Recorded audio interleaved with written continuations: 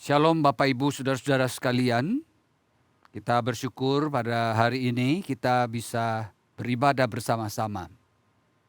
Saudara, mari kita berdoa. Bapa kami yang di surga, kami bersyukur untuk hari ini kami boleh dikumpulkan dan bersama-sama untuk mendengarkan firman Tuhan. Hamba-Mu berdoa kiranya firman ini akan menjadi penolong di dalam kehidupan kami, menuntun seluruh kehidupan kami. Kami serahkan pembicaraan kami, percakapan kami dengan firman ini, supaya Tuhan sendiri akan berbicara kepada kami. Dengarlah doa kami panjatkan di dalam nama Tuhan Yesus Kristus. Amin. Saudara-saudara yang kekasih di dalam Tuhan Yesus, kita tahu belakangan ini kita memang disibukkan dengan upaya untuk mencari anggota-anggota baru dalam kemajelisan. Dan seringkali saudaraku, di berbagai gereja kita mengalami kesulitan untuk mendapatkan orang-orang yang tepat untuk duduk di dalam kemajelisan. Termasuk juga saudaraku kesulitan untuk mencari pengurus komisi, pengurus kebaktian dan lain sebagainya. Nah, saudaraku, ada banyak alasan yang disampaikan ketika kita mencari orang yang tepat untuk menduduki jabatan tertentu. Salah satunya adalah misalnya saya ini terlalu sibuk. Atau juga ada yang mengatakan saya tidak terlalu pantas untuk kedudukan itu. Saya juga tidak memiliki kemampuan. Nah, Bapak Ibu, hari ini kita akan bersama-sama untuk melihat satu bagian firman Tuhan. Dan tema yang akan diusung pada hari ini adalah Allah yang memampukan. Kita akan membaca di dalam Ulangan pasal yang keempat. Kita akan membaca mulai dari ayat 10 sampai yang ke-17. Demikianlah firman Tuhan. Lalu kata Musa kepada Tuhan, "Ah Tuhan, aku ini tidak pandai bicara. Dahulu pun tidak. Dan sejak engkau berfirman kepada hamba-Mu pun tidak. Sebab aku berat mulut dan berat lidah." Tetapi Tuhan berfirman kepadanya, "Siapakah yang membuat lidah manusia? Siapakah yang membuat orang bisu atau tuli? Membuat orang melihat atau buta? Bukankah aku, yakni Tuhan? Oleh sebab itu, pergilah. Aku akan menyertai lidahmu dan mengajar engkau apa yang harus kau katakan." Tetapi Musa berkata, "Ah Tuhan, utuslah kiranya siapa saja yang patut kau utus." Maka bangkitlah murka Tuhan terhadap Musa dan ia berfirman, "Bukankah di situ Harun orang Lewi itu kakakmu? Aku tahu bahwa ia pandai bicara. Lagi pula ia telah berangkat menjumpai engkau, dan apabila ia melihat engkau, ia akan bersukacita dalam hatinya. Maka engkau harus berbicara kepadanya dan menaruh perkataan itu ke dalam mulutnya. Aku akan menyertai lidahmu dan lidahnya, dan mengajarkan kepada kamu apa yang harus kamu lakukan. Ia harus berbicara bagimu kepada bangsa itu.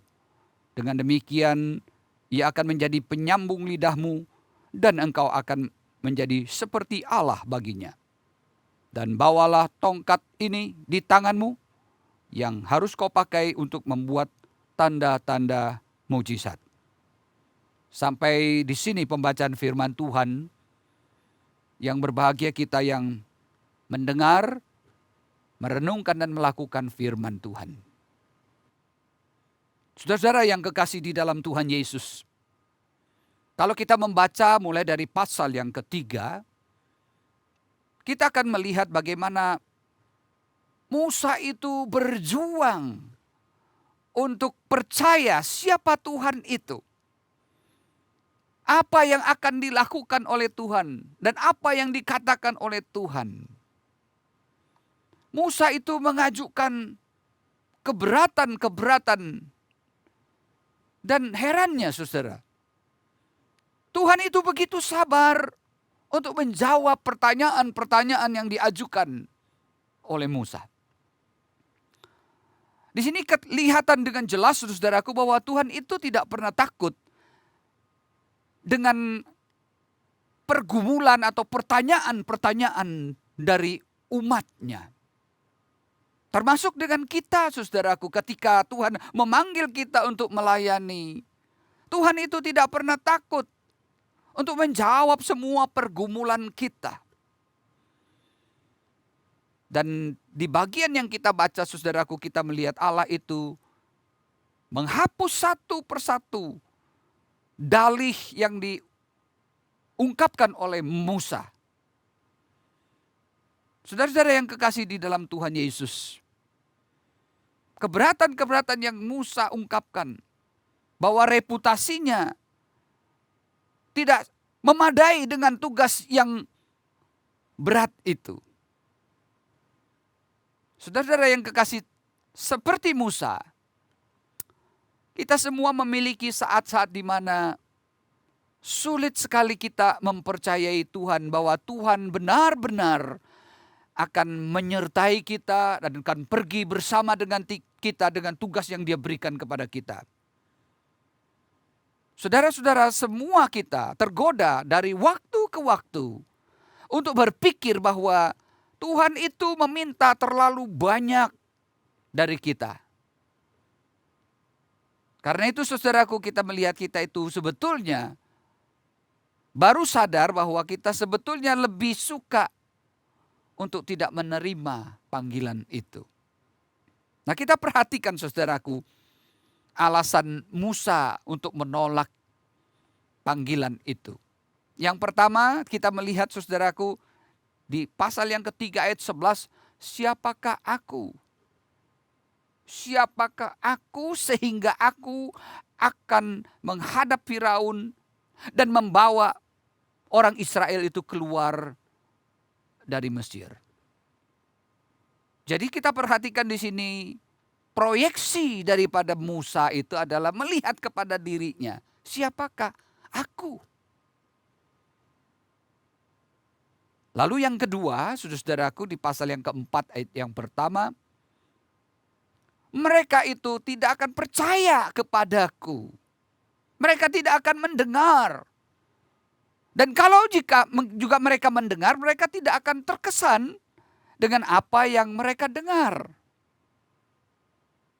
Lalu saudaraku yang kekasih, di bagian yang ketiga, di pasal yang keempat ayat yang ke-10, di situ dikatakan dia lambat bicara, ya, susah berbicara, berat lidah.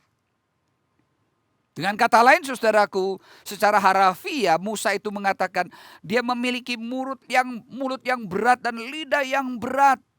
Dia tidak terlalu terampil untuk berbicara. Karena itu Musa merasa tidak memenuhi syarat untuk bisa menjelaskan keajaiban-keajaiban Tuhan di hadapan Firaun, menjelaskan rencana-rencana Tuhan di hadapan Firaun. Nah, saudara kita perhatikan di sini. Apa yang sebetulnya terkandung di balik semua perkataan Musa itu? Musa sebetulnya sedang mendikte kepada Tuhan bahwa ada keterampilan-keterampilan yang diperlukan untuk melaksanakan tugas itu. Dan itu tidak ada pada Musa.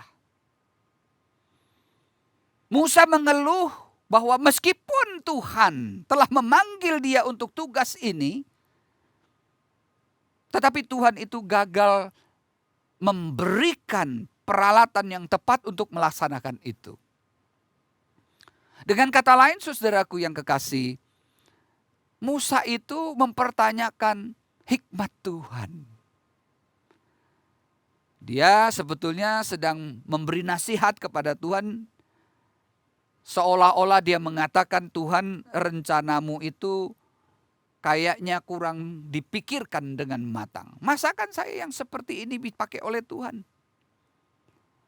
Jadi kalau Tuhan ingin mengirimkan ya orang untuk bisa menyelamatkan bangsa Israel itu, seharusnya dia akan memilih, atau engkau harus memilih seorang yang populer, pemimpin yang hebat.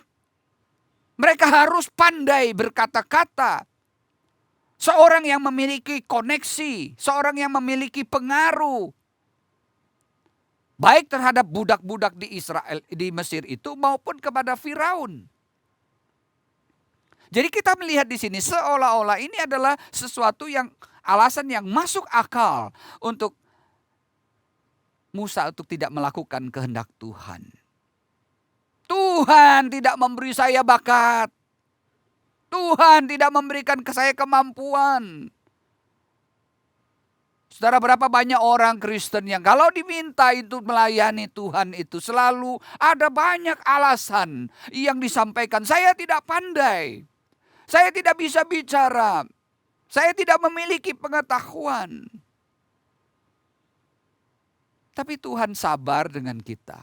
Kali ini mungkin tidak, tetapi kali berikut Tuhan datang lagi kepada kita. Tuhan ingin menunjukkan sesuatu kepada kita. Nah, kalau kita melihat tanggapan pertama ini, saudaraku, misalnya di dalam Keluaran pasal yang keempat, ayat yang pertama.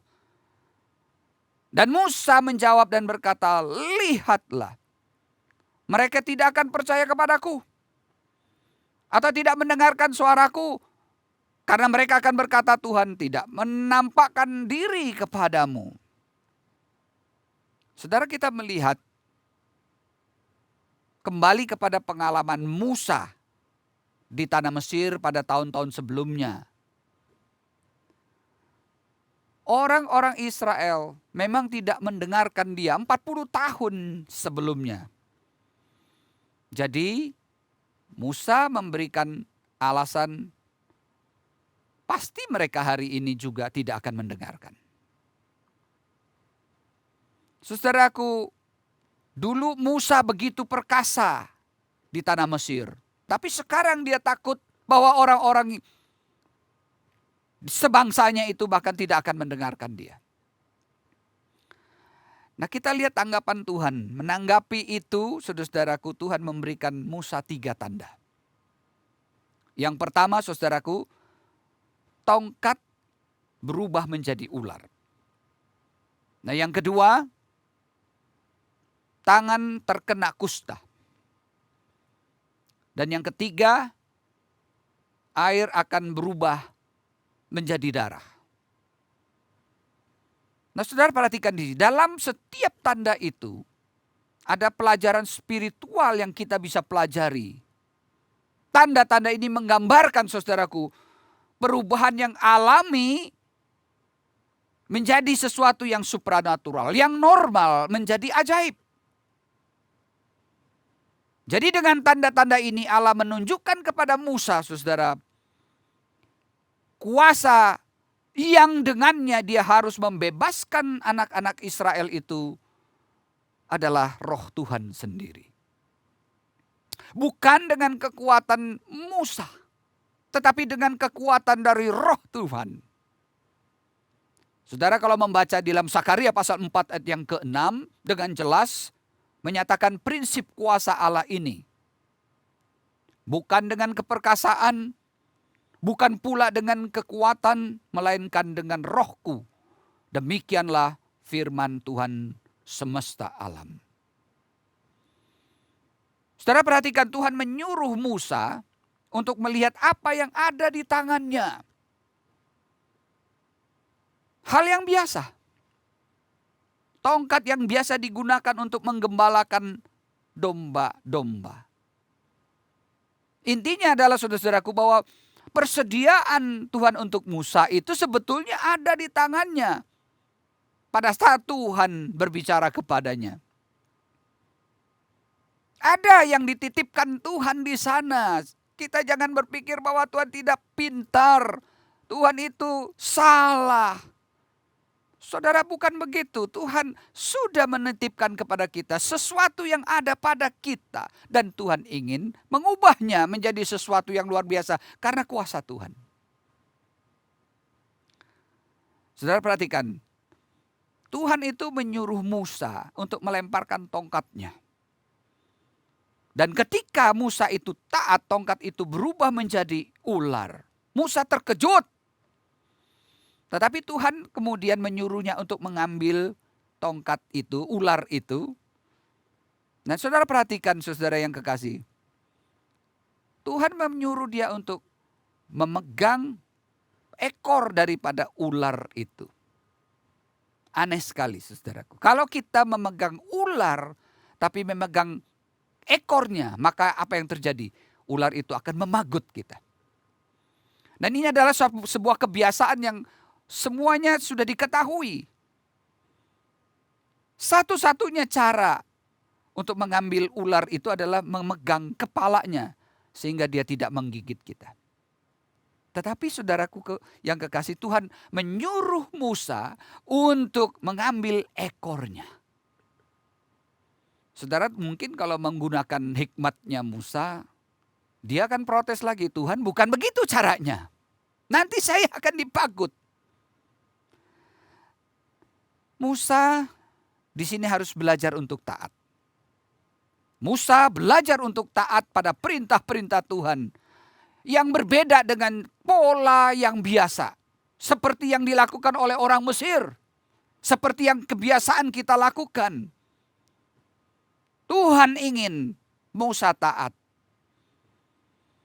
Jadi saudaraku, Musa di sini diajar untuk belajar. Bukan dengan logika, alasan-alasan yang masuk akal seperti yang digunakan oleh orang Mesir. Bagaimana caranya Tuhan akan membebaskan orang Israel. Tetapi saudaraku, Tuhan akan membebaskan bangsa itu dengan roh Tuhan. Dengan cara Tuhan. Bukan dengan hikmat daripada manusia. Saudara-saudara yang kekasih di dalam Tuhan Yesus Kristus. Ketidakpercayaan Musa. Ketakutan Musa. Diberikan jawaban oleh Tuhan. Justru melalui sebuah pengalaman ajaib dari tongkat Musa. Dan selebihnya saudaraku, kita melihat bagaimana dua tanda lain seperti kusta. Ketika masukkan tangannya menjadi kusta, memasukkannya lagi, dia sembuh. Lalu kemudian nanti akan terjadi ketika air itu diambil dari sungai, air itu akan merubah menjadi darah. Semuanya ini menunjukkan kepada Musa bahwa hal-hal yang paling umum yang ada di tangan manusia itu bisa menjadi kesempatan bagi Tuhan untuk menunjukkan apa, saudara-saudaraku? Untuk menunjukkan kuasanya yang luar biasa itu. Mereka harus belajar tunduk. Mereka perlu belajar taat kepada Tuhan. Saudara-saudara yang kekasih. Dengan cara yang sama Tuhan itu mengajar setiap para pemimpin bahwa rohnya adalah kunci keberhasilan pelayanan. Saudara-saudara yang kekasih, kadang-kadang kita merasa sesuatu yang tidak pantas di dalam diri kita. Kemampuan kita begitu lemah. Saudara ingat, Tuhanlah yang memberikan kemampuan. Bukan hebatnya kita. Nah yang kedua saudaraku, tanggapan yang kedua di pasal yang keempat ayat yang ke-11. Mari kita perhatikan ayat ini. Tetapi Tuhan berfirman kepadanya, siapakah yang membuat lidah manusia? Siapakah yang membuat orang bisu atau tuli? Membuat orang melihat atau buta? Bukankah aku, yakni Tuhan? Saudara yang kekasih di dalam Tuhan, kita jadi teringat kepada seorang laki-laki yang disembuhkan oleh Tuhan Yesus di dalam Yohanes pasal yang ke-9. Yang dikatakan di situ bahwa laki-laki itu lahir buta. Dan murid-murid Tuhan Yesus menganggap kondisinya itu sebagai akibat dosa. Jadi mereka bertanya, siapa yang berdosa, orang inikah atau orang tuanya? Tetapi jawaban Yesus sejalan dengan apa yang Tuhan katakan kepada Musa di sini. Yesus berkata apa? Bukan karena orang ini atau orang tuanya yang berdosa, tetapi supaya pekerjaan-pekerjaan Allah dinyatakan di dalam dia.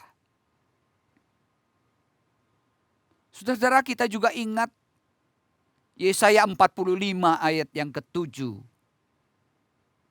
Yang menjadikan terang dan menciptakan gelap, yang menyanyikan nasib mujur dan menciptakan nasib malang, akulah Tuhan yang membuat semuanya ini.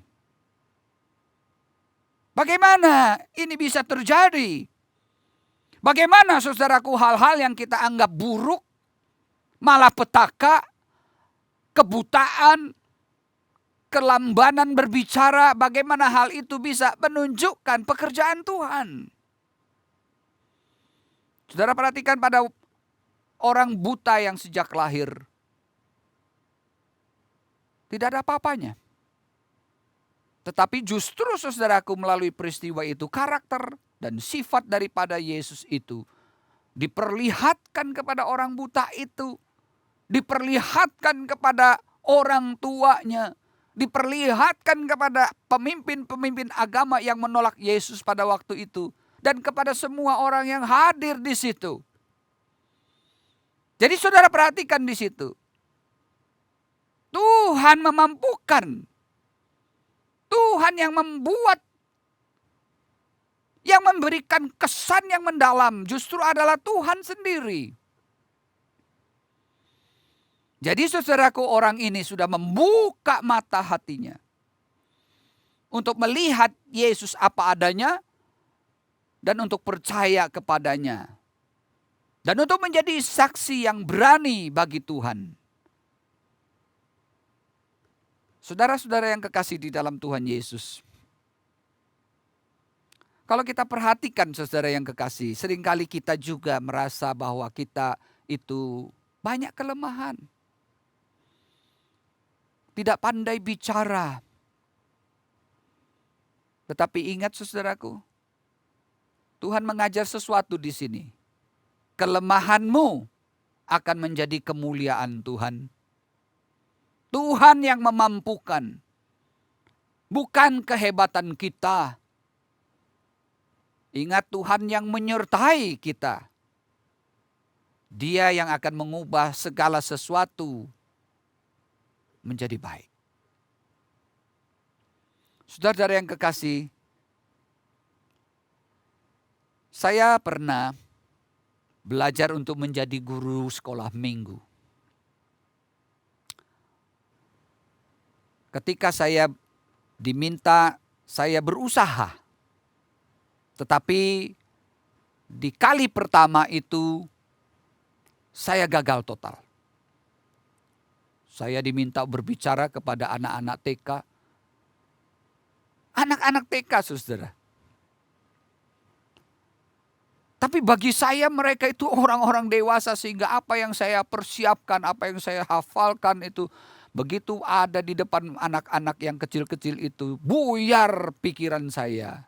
Akhirnya saya menyerahkan cerita selanjutnya kepada teman saya. Saya bilang saya tidak sanggup untuk melanjutkan. Saya tidak mampu. Saudaraku yang kekasih, tetapi Tuhan sabar. Dia memberi kesempatan lagi. Dia memberi kesempatan lagi. Dan di situ saya belajar sesungguhnya saya mesti belajar taat kepada Tuhan. Saya harus belajar untuk tidak mengandalkan diri sendiri. Saya harus belajar untuk mempercayai Tuhan. Dan akhirnya saudaraku, setelah beberapa kali saya mulai bisa berbicara di depan anak-anak. Hal sederhana. Saudaraku yang kekasih, kelemahan kita itu bisa dipakai. untuk menjadi kemuliaan Tuhan. Jadi jangan minder, saudara. Tuhan akan menyertai kita. Saudara, Tuhan berjanji untuk menyertai Musa. Dia telah melupakan apa yang telah Tuhan katakan kepadanya. Dia berkata, saya bukan siapa-siapa. Saudara perhatikan Keluaran 3 ayat 12 tadi. Bukankah aku akan menyertai engkau? Inilah tandanya bagimu bahwa aku akan mengutus engkau. Apabila engkau telah membawa bangsa itu keluar dari Mesir, maka kamu akan beribadah kepada Allah di gunung ini. Saudara, dalam belas kasihan dan anugerahnya, Tuhan mengulangi lagi janjinya kepada Musa. Ya. Dan Musa membutuhkan beberapa pengulangan. Kita melihat lagi dalam Keluaran pasal 4 ayat yang ke-12. Oleh sebab itu, pergilah, aku akan menyertai lidahmu dan akan mengajar engkau apa yang harus kau katakan. Saudara perhatikan di sini, pada dasarnya Tuhan itu mengatakan apa kepada Musa? Tuhan akan menyertai kata-katanya dan akan membantu orang-orang untuk bisa berbicara. Dengan kata lain, saudaraku, Tuhan akan memberikan semua yang dia butuhkan untuk melakukan kehendak Tuhan. Keluaran pasal 4 ayat yang ke-10.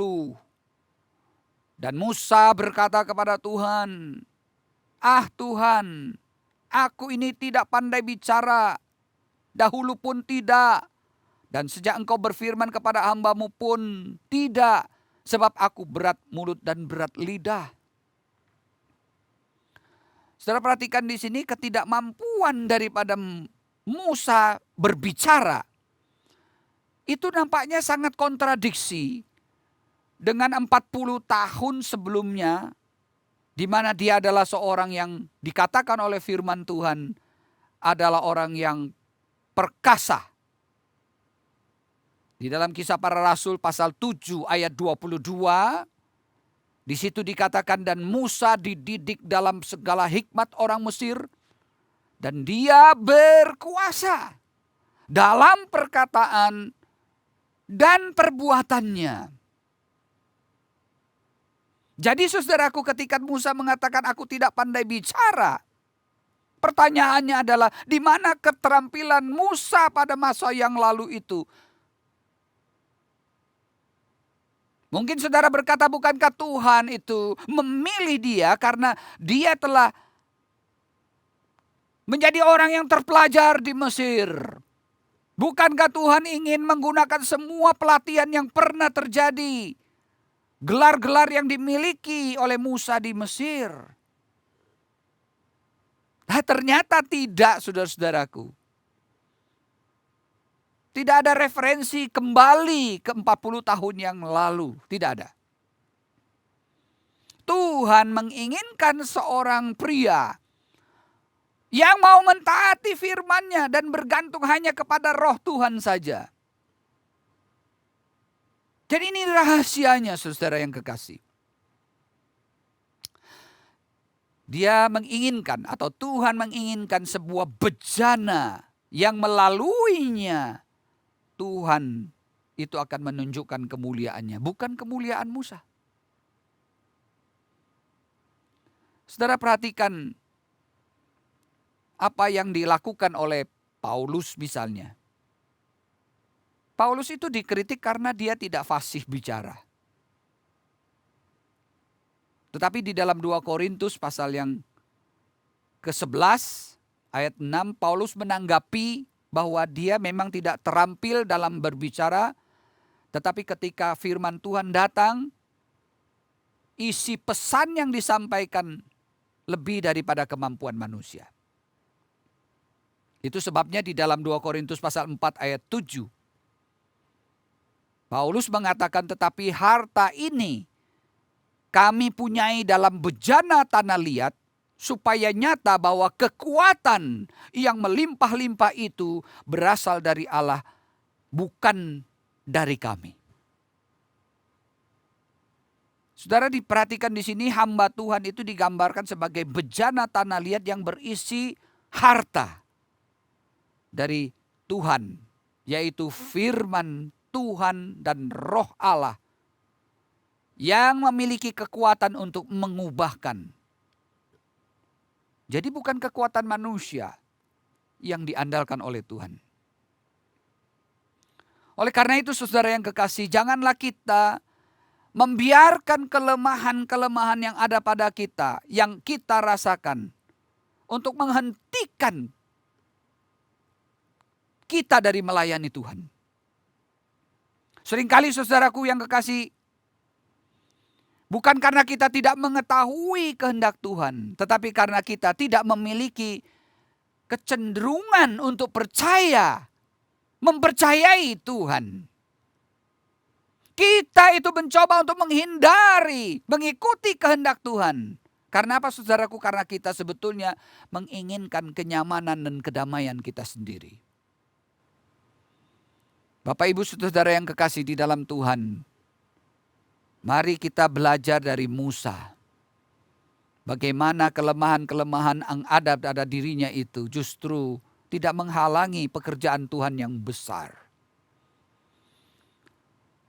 Tetapi saudaraku yang kekasih, Musa tetap tidak bisa mempercayai Tuhan. Sehingga kemudian dia mengatakan, aku tidak layak. Tuhan kirim orang lain saja. Saudara-saudara yang kekasih, kita mendengar orang Kristen kadang-kadang seperti Musa juga. Jangan saya deh. Saya tidak pantas jadi BPJ. Saya tidak pantas jadi pengurus. Orang lain saja. Saudaraku, banyak orang yang tiba-tiba menjadi rendah hati. Jangan saya tidak terlalu pede. Sebetulnya ini bukanlah ekspresi kerendahan hati. Tapi ini adalah sebuah kebanggaan. Seorang bernama McIntosh, dia mengatakan begini. Ketidakpercayaan bukanlah kerendahan hati, tetapi kesombongan yang menyeluruh. Ia menolak untuk percaya kepada Tuhan karena ia tidak menemukan dalam dirinya alasan untuk percaya. Ketika Tuhan berbicara, saudara menolak untuk percaya atas dasar apa? Atas dasar sesuatu yang ada di dalam diri saudara. Dan ketika saudara melakukan itu, saudaraku, saudara sebetulnya sedang membuat Tuhan itu menjadi pendusta. Mengapa saudaraku? Mari kita perhatikan Alkitab. 1 Yohanes pasal 5 ayat 10. Di sana dikatakan barang siapa percaya kepada anak Allah, ia mempunyai kesaksian itu di dalam dirinya. Barang siapa tidak percaya kepada Allah, ia membuat dia menjadi pendusta. Karena ia tidak percaya akan kesaksian yang diberikan Allah tentang anaknya. 1 Yohanes 5 ayat 10. Ketika Tuhan menyatakan kasih-Nya, dan Anda menolak untuk percaya karena aku tidak menganggap diri aku sebagai objek yang cukup layak, maka saya menjadikan Allah itu pembohong. Dan itu menunjukkan kesombongan yang melekat di dalam hati saya. Saudara yang kekasih di dalam Tuhan, ketika kita tidak percaya bahwa Tuhan bisa memberikan sesuatu kepada kita, ketika kita tidak mempercayai bahwa Allah memampukan kita, karena saudara merasa saudara tidak mampu, saudara tidak layak, sebetulnya saudara-saudaraku, kita sedang membuat dia menjadi pembohong, seolah-olah Allah tidak bisa melakukan apa-apa terhadap kita. Oleh karena itu saudara yang kekasih, firman Tuhan hari ini mengatakan kepada kita, Tuhan yang memampukan. Jadi kalau Tuhan memanggil kita untuk melakukan sesuatu, melayani, serahkan dirimu, percayakan itu kepada Tuhan, taat kepada firman-Nya. Karena dengan demikianlah Tuhan akan dimuliakan justru melalui kelemahan-kelemahan kita. Yang terakhir saudaraku, saya ingin menyatakan satu hal dari firman Tuhan di dalam Amsal 3 ayat 5-6. Percayalah kepada Tuhan dengan segenap hatimu dan janganlah bersandar pada pengertianmu sendiri. Akuilah Dia dalam segala lakumu, maka Ia akan meluruskan jalanmu. Semoga Tuhan memberkati kita semua. Mari kita berdoa.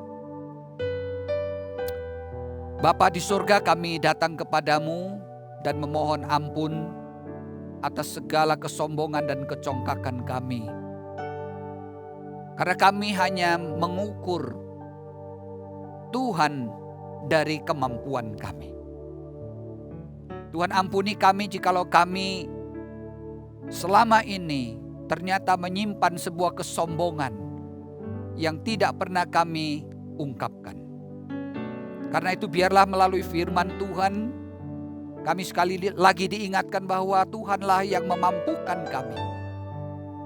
Bukan karena kepiawaian kami, bukan karena kefasihan kami. Dan biarlah melalui kelemahan-kelemahan pada diri kami, nama-Mu dimuliakan. Terima kasih untuk firman-Mu pada hari ini. Dan biarlah setiap kami yang mendengar bukan hanya pandai untuk mendengar, tetapi juga dimampukan untuk melakukannya. Dengar doa kami panjatkan di dalam nama Tuhan Yesus Kristus. Amin. Tuhan memberkati saudara.